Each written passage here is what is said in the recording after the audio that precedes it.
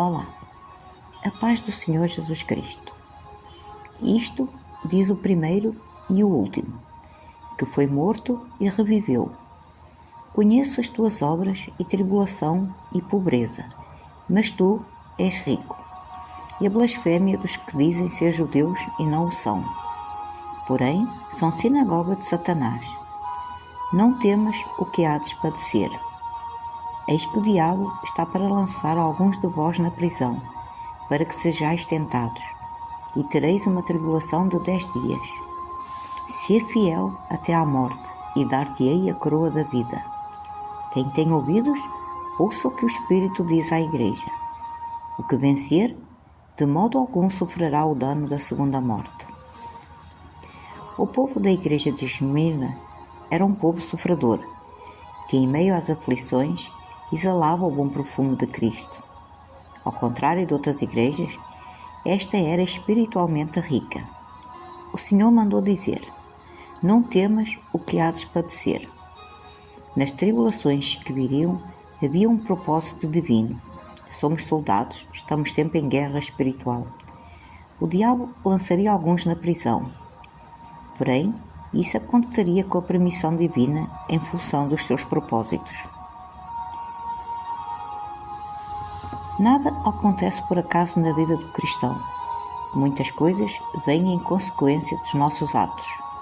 Outros ocorrem porque Deus tem um objetivo.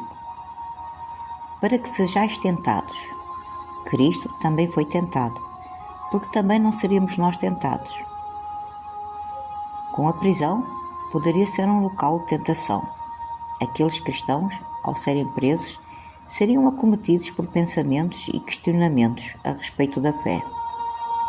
Alguns se perguntariam: por que Deus permitiu tal situação? Sou fiel ao Senhor, sou seu servo. Não é assim ainda hoje, quando estamos debaixo de lutas?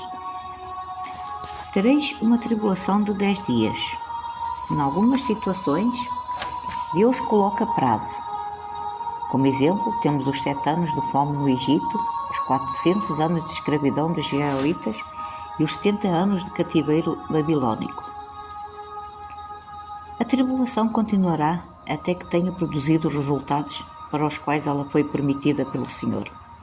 O apóstolo Paulo diz em Romanos 5, 3-4, que a tribulação produz paciência, experiência e esperança.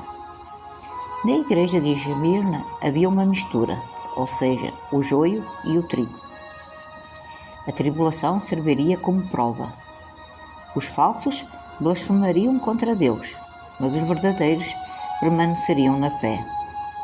Aguarda o tempo certo, sabendo que o Senhor tem a hora certa para todos os propósitos. A precipitação tem causado inversões indevidas, produzindo consequências graves. Saber esperar é uma virtude. A carta à igreja de Esmirna contém aspectos negativos: tribulação, prisão, tentação e morte. Mas o Senhor conhece as suas obras e tem o controle da situação. Não permita que o medo domine o seu coração. A caminhada de Cristo, com Cristo, pode ser árdua, mas temos a promessa gloriosa da vida eterna. Se formos fiéis e aprovados, seremos coroados pelo Senhor. Quando o Senhor fala às igrejas, fala também para os dias de hoje. Bem-aventurado o homem que suporta a tentação, porque quando for aprovado, receberá a coroa da vida, o qual o Senhor tem prometido aos que o amam. Tiago 1:12. Amém? Fiquem com Deus, sejam abençoados e até amanhã.